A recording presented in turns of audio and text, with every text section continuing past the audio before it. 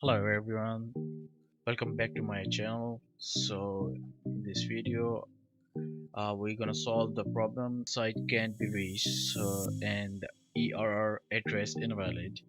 So if you got this error in different websites, so we're gonna show you how to solve this problem within seconds.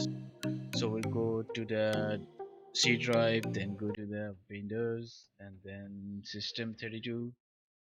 Then we have to find that driver and it should be there. So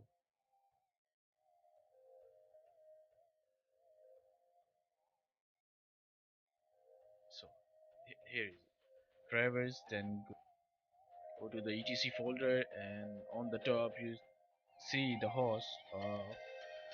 First copy and then paste in the desktop, and okay, so open with notepad.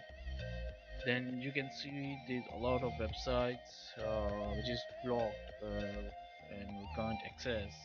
So after that, every website which shows below that line, which is it's a local host name resolution.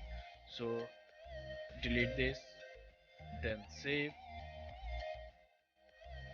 and then copy to the main folder. Now check the magic. Now it's working. So okay guys, thanks so much for your watching. Have a nice day.